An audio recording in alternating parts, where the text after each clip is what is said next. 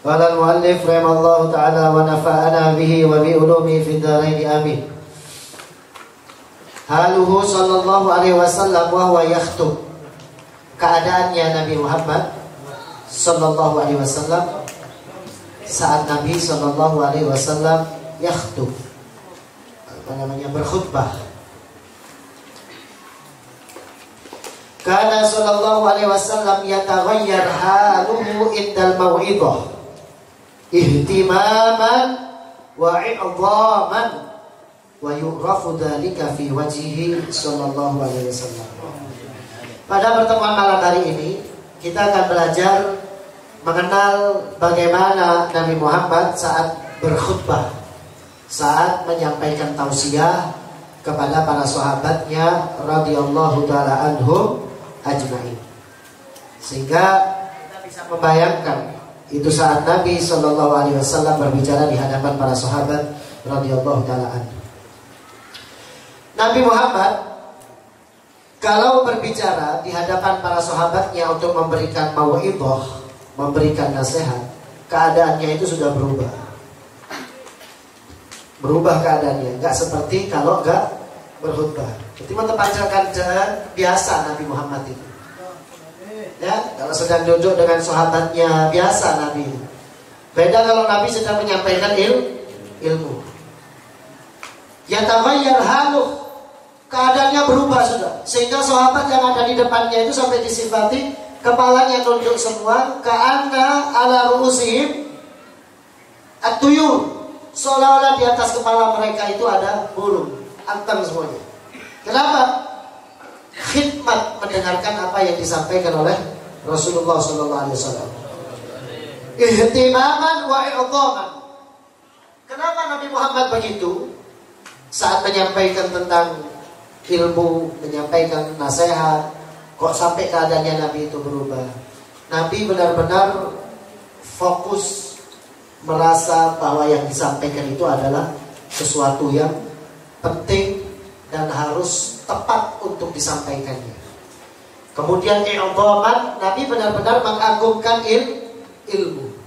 Makanya Sayyid Muhammad bin Alwi al-Maliki itu pernah mengungkapkan satu ungkapan.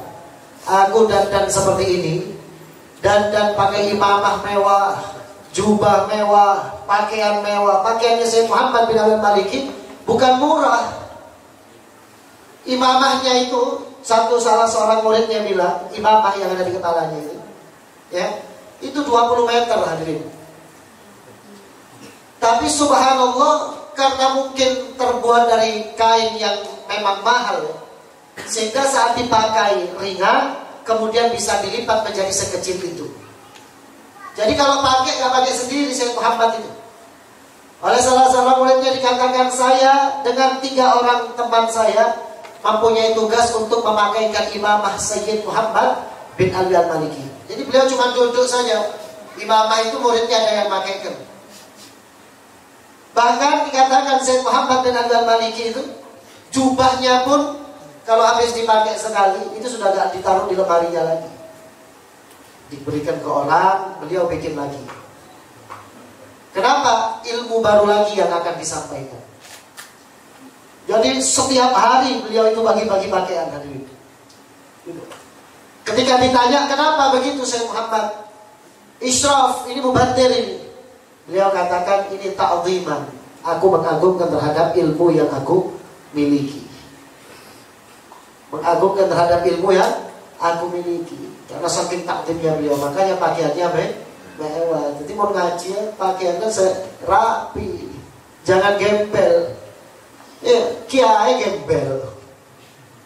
Kiai pakaiannya harus rapi, tunjukkan bahwa memang ikut Nabi Muhammad. Pakaiannya, meskipun gak mewah, meskipun tidak mewah, paling tidak yang rapi, setrika. Jangan sampai seperti gumpel. Ya, kiainya ngajarkan kemproh, muridnya akhirnya ikut pakai minyak wangi, wajah yang klimis, yang ganteng, dirapikan, pakai wudu, gitu. Itu kenapa? Ta'ziman kepada ilmu yang disampaikan. Sampai yu'rafu dzalika fi wajhihi Sallallahu alaihi. Sampai kelihatan beda Nabi Muhammad kalau nyampaikan ilmu itu. Wajahnya beda daripada sebelumnya. Wajahnya beda. Lihat bagaimana riwayat Muslim. An Jabir radhiyallahu taala an, kana Rasulullah sallallahu alaihi wasallam idza khataba ishtadda ghadabuhu wa ala sautuhu wa hamarrat aynah ka'annahu mundhiru jaishin yaqulu sabbahakum wa massakum. Itu diriwayatkan ya.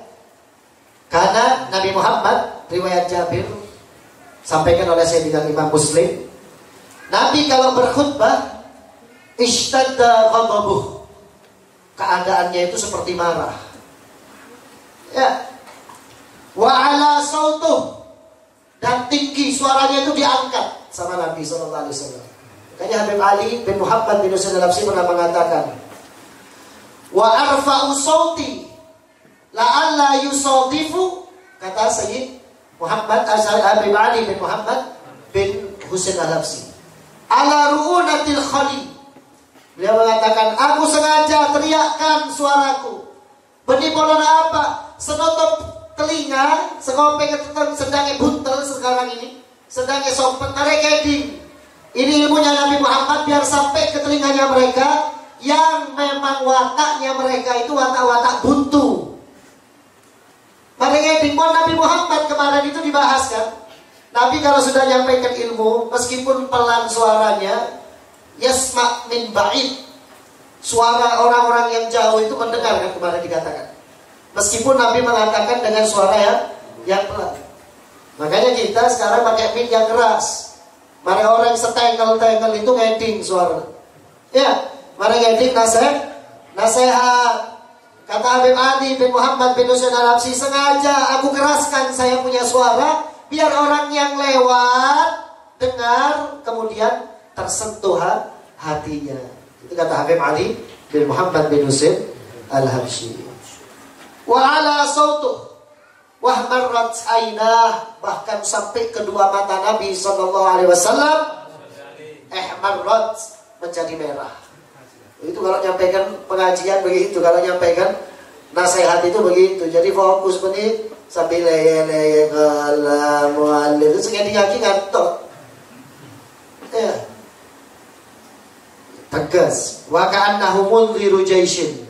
Sampai disifatkan di sini oleh Sayyidina Jabir, ka'annahu, seolah-olah Nabi itu adalah seorang yang peletonnya tentara. Jadi yang bagian danton, yang bagian nyiapkan tentara. Sabbahakum wa massakum, ini adalah kalimat-kalimat yang majazi, yang disifatkan kamu bentar lagi mati, begitu baratnya. Sabbahakum wa massakum itu biasa dilafadzkan oleh para peleton prajurit. Setiap kali mereka itu akan berperang, mereka selalu mengatakan sabbahakum wa massakum, ya, bentar lagi kamu mati, bentar lagi kamu mati, perang gak perang mati, berarti begitu. Nah, Nabi itu juga begitu kalau menyampaikan nasihat. Jadi gak setengah-setengah. Memang tujuannya apa? Biar benar-benar masuk ke akarnya. Jadi kita itu begini, hadirin rahimakumullah. Kalau Nabi sampai memberikan sifat seperti ini, kadang telinga itu ya perlu sekali-kali untuk dipaksa dengar. Ibaratnya cekokin. Seperti anak bayi itu, ya, anak bayi itu cekok, kasih obat, paksakin. Gak mau dia, pegang hidungnya, sontak obat, mari maras. Biar sembuh. Kadang orang itu juga perlu seperti itu. Lo neng alam terus, sekali-kali tempeleng dik. Ya, dihalus, tapi kita kun lo ngeding, guto aja tuh. Ya, nah ini terus begitu. Itu sekali-kali seperti itu. Awal hasil Nabi Sallallahu Alaihi Wasallam menyampaikan tausiahnya begitu. Wa rawa at-Tabrani wal Bazzar an Jabir, diriwayatkan oleh al-Imam at-Tabrani, wal Bazzar an Jabir, dan Bazzar juga dari Sayyidina Jabir. Karena Nabi Sallallahu Alaihi Wasallam idza atahu al-wahyu aw wa'adha Nabi kalau kedatangan wahyu atau memberikan nasihat, kunta nadhiru qaumin atahumul adab wa idza dhahaba anhu dhalika ra'aitahu atlaqan nasu wajhan wa aktsaruhum dhihkan wa ahsanuhum bishran.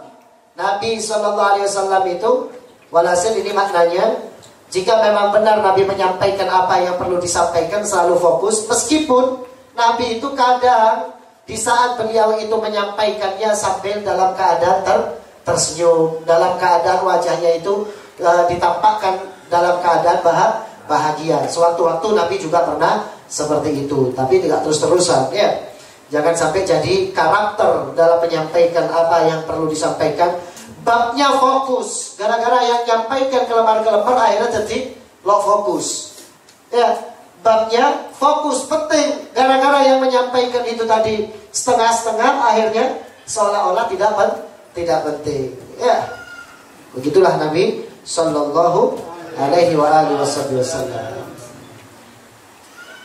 Wa rawa Imam Ahmad an Zubair bin Awam qala kana Rasulullah sallallahu alaihi wasallam yakhtubuna wa yudzakkiruna bi ayyamillah hatta ya'rifa dhalika min wajhihi wa ka'annahu nadhiru qaumin yusabbihahumul amru ghadawatan wa kana idza kana haditsa ahdin bi Jibril lam yatabassam dhahikan hatta yartafi'a anhu.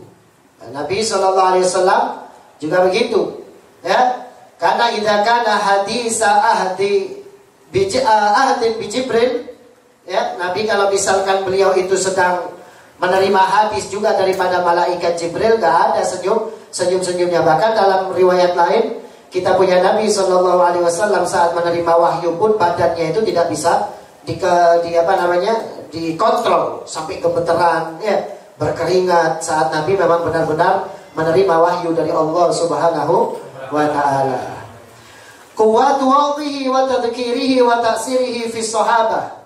Kuatnya peringatan Nabi Sallallahu Alaihi Wasallam ya, dan bekas daripada nasihatnya Nabi kepada para sahabat radhiyallahu taala anhum ajmain. Karena Sallallahu Alaihi Wasallam idza wa'adha asara fi qulubil sami'in wa tayyaba nufusuhum hatta innahum la tadrifu dumu'uhum wa tariku wa tahsha'u qulubuhum wa yartaqiyal halu bihim ilal musyahadat wal muayyanat. Karena Sallallahu Alaihi Wasallam kalau memberikan nasihat itu sampai membekas kepada hatinya orang yang mendengar ya. Wa tayyaba nufusuhum, sampai akhirnya menjadikan bagus nufusahum, jiwa-jiwa mereka itu berubah menjadi baik. Hatta innahum la tadrifu dumu'uhum, begitu mendengar nasihatnya Nabi, mereka itu mengalir air matanya mereka. Wa tariku wa tahsya'u qulubuhum, akhirnya menjadi lembut, menjadi khusyuk hatinya mereka. Wa yartaqiyal hal, sampai sebagian daripada mereka itu keadaannya menjadi melayang begitu ya. Sampai mereka itu musyahadat wal muayyanat, benar-benar bisa membayangkan neraka itu begini, surga itu begini, sampai benar-benar mereka seolah-olah tahu bentuk neraka dan surga yang dijelaskan oleh Nabi Muhammad sallallahu alaihi wasallam. Fa'an Handalah bin Rabi qala lakiyani Abu Bakar As-Siddiq faqala li kaifa anta ya Handalah. Handalah pernah ketemu dengan Abu Bakar As-Siddiq. Sayyidina Abu Bakar bertanya kepada Handalah, Abu Bakar, Handalah, bagaimana keadaanmu? Nafaqa Handalah, katanya Handalah. Handalah sekarang sedang lupa. Handalah sekarang sedang lupa, tidak sadar diri. Handalah bilang begitu tentang keadaannya kepada Abu Bakar. Faqala li undur matakun, kamu tahu apa yang kamu katakan wahai Handalah? Faqultu lahu, maka aku katakan kepada Abu Bakar As-Siddiq, nakunu inda Rasulillah sallallahu alaihi wasallam, kami berada di sisi Nabi Muhammad sallallahu alaihi wasallam. Yudzakiruna bin nar wal jannah, Nabi menceritakan, mengingatkan kepada kami tentang neraka, tentang surga. Karena ra'yal ain, seolah-olah aku memandang neraka dan surga itu seolah-olah seperti aku pandang dengan kedua belah mataku. Fa idza kharajna min indihi atau min indahu, saat aku keluar dari Nabi sallallahu alaihi wasallam, afasna al-azwaja wal aulada wat tayyi'at, kata Handalah, demi Allah saat aku keluar dari Nabi Muhammad, pulang dari Nabi Muhammad, asafna, langsung kami itu lupa kepada istri kami lupa, kepada anak kami lupa, kepada hal-hal yang menghimpit kami lupa. Wanasina kasiron, bahkan kami lupa kepada keadaan yang sangat banyak. Ini tempat seperti keadaannya sahabat-sahabatnya Habib Ali bin Muhammad bin Husain Al-Habsyi. Begitu Habib Ali meninggal dunia, loh ternyata saya hidup di dunia. Kata murid-muridnya itu, ternyata saya hidup di dunia.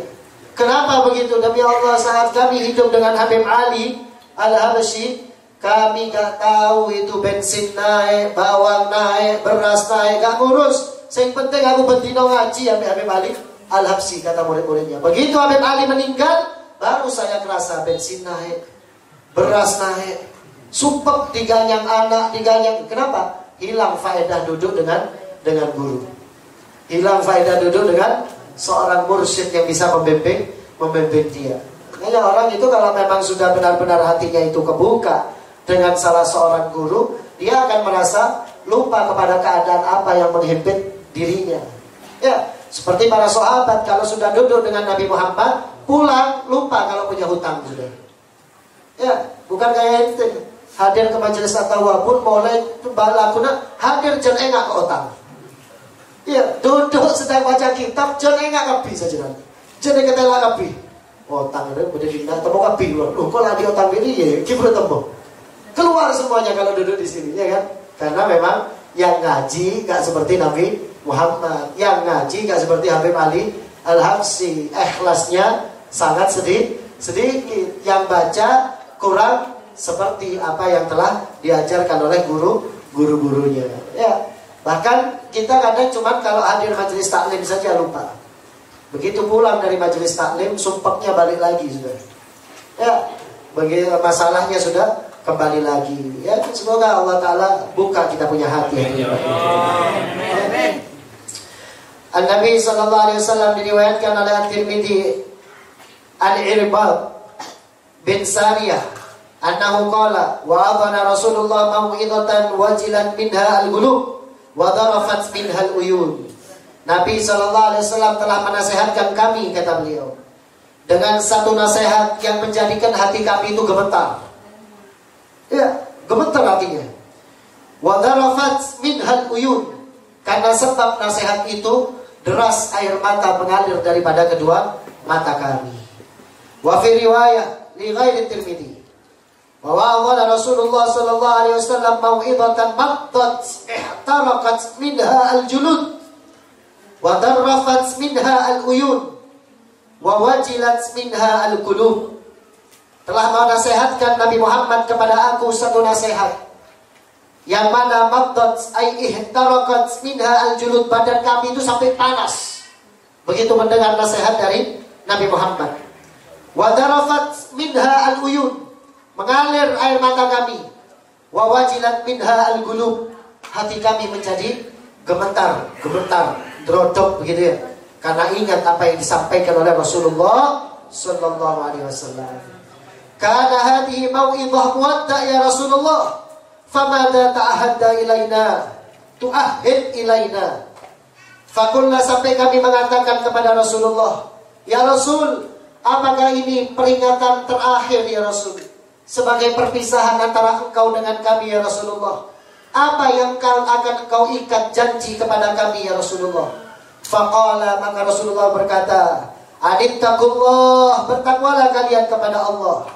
Wa in tattabi'u sunnati wa sunnatal khulafa'il hadiyah al-mahdiyah min ba'di addu 'alaiha bin nawajid fa inna kulla bid'atin dalalah, kata Nabi. Takwalah kalian kepada Allah, terus ikuti sunnahku dan sunnah khulafaku yang telah mendapatkan petunjuk daripada aku setelahku.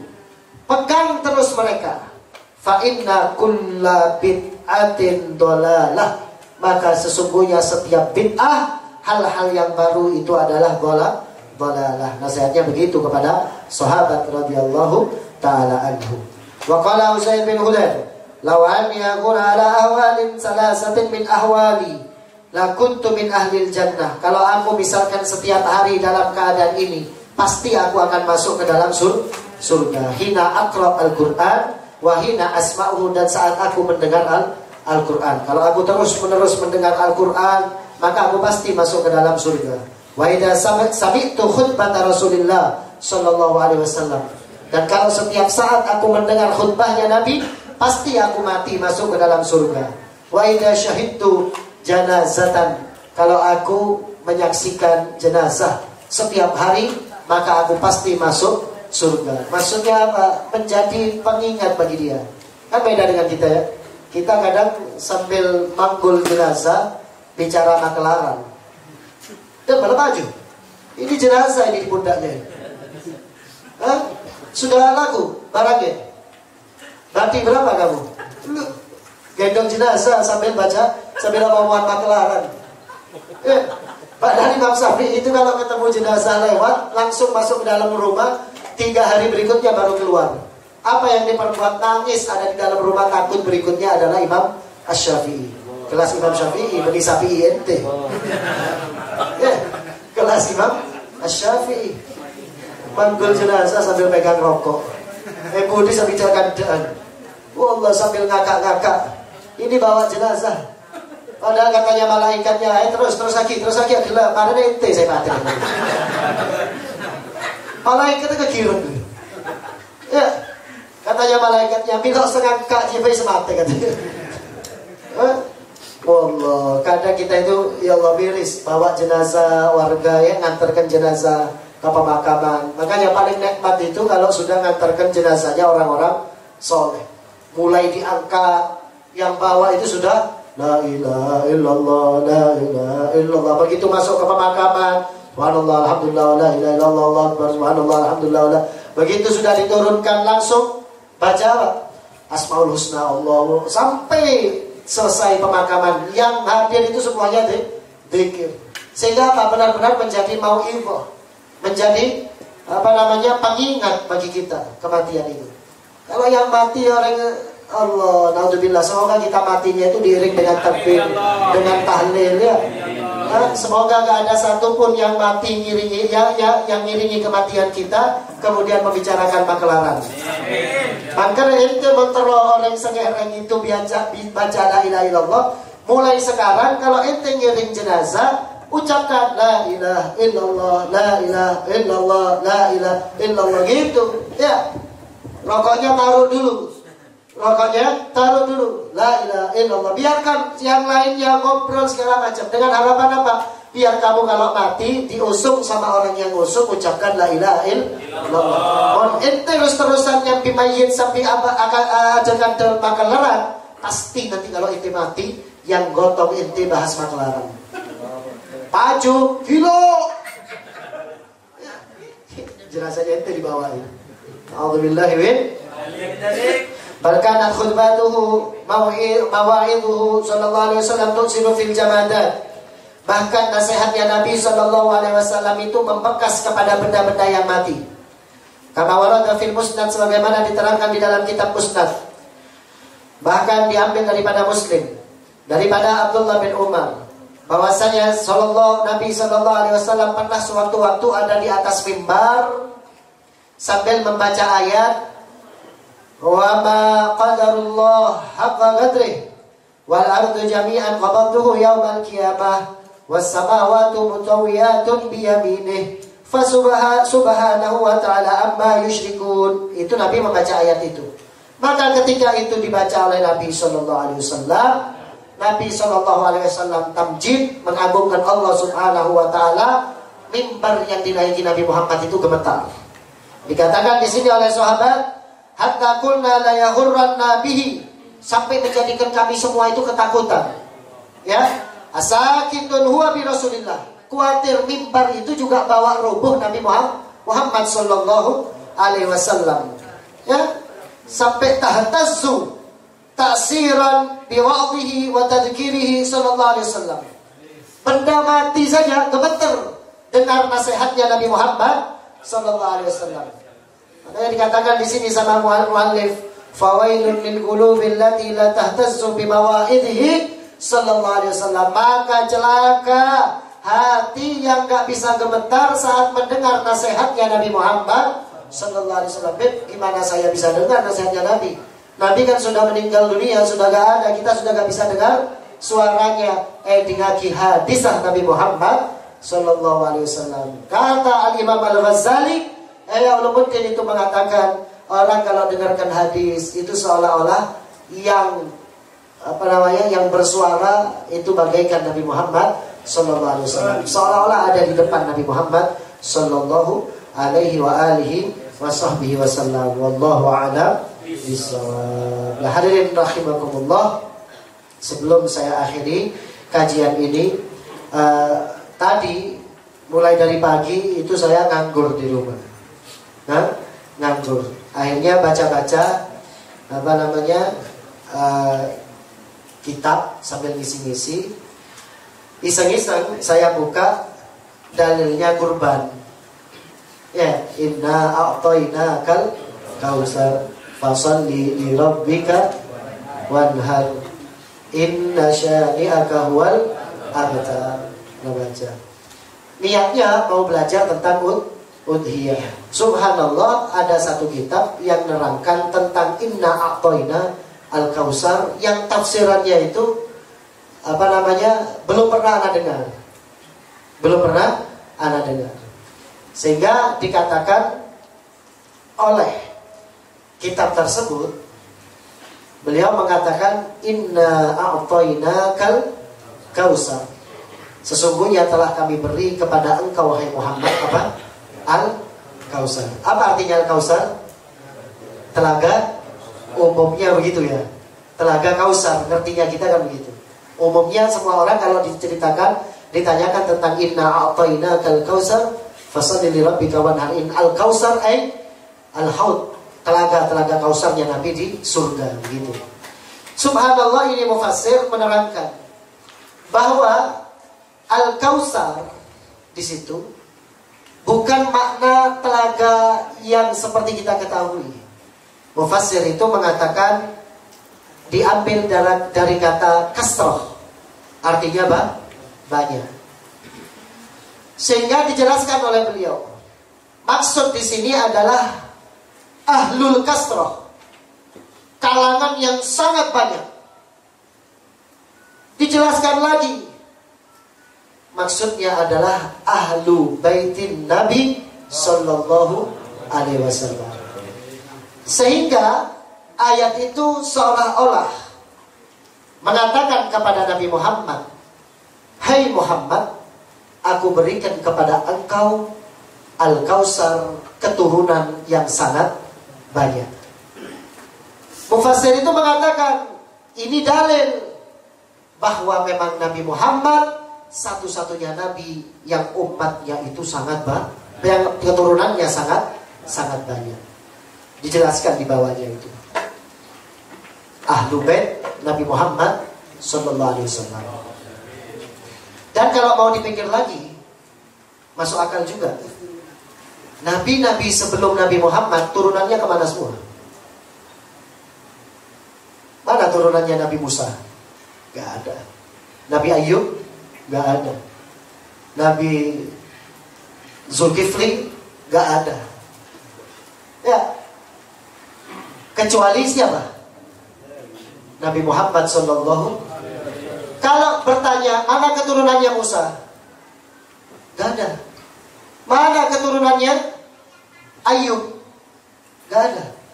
Tapi kalau ditanya mana keturunannya Nabi Muhammad, semua orang bakal menjawab banyak sekali. Musaddirun, mereka akan dikedepankan. Ada yang jadi pejabat, ada yang jadi raja, ada yang jadi ulama, bahkan menjadi rujukan daripada umat para habaib yang ada sekarang itu. Dikatakan dalam kitab itu, mari diteliti katanya. Mari diteliti. Sejak masa hidup Nabi Muhammad ditakdir oleh Allah Ta'ala tersisa sampai akhir hayatnya Rasulullah SAW cuman Sayyidatuna Fatimah Az-Zahra. Siti Fatimah mempunyai keturunan yang masih tersisa dan menjadikan keturunan yang banyak adalah Sayyidina Hasan dan Husain. Berkembang keturunannya Hasan dan Husain. Berkembang banyak sampai kejadian Ma'arakatul Karbala. Kejadian Karbala.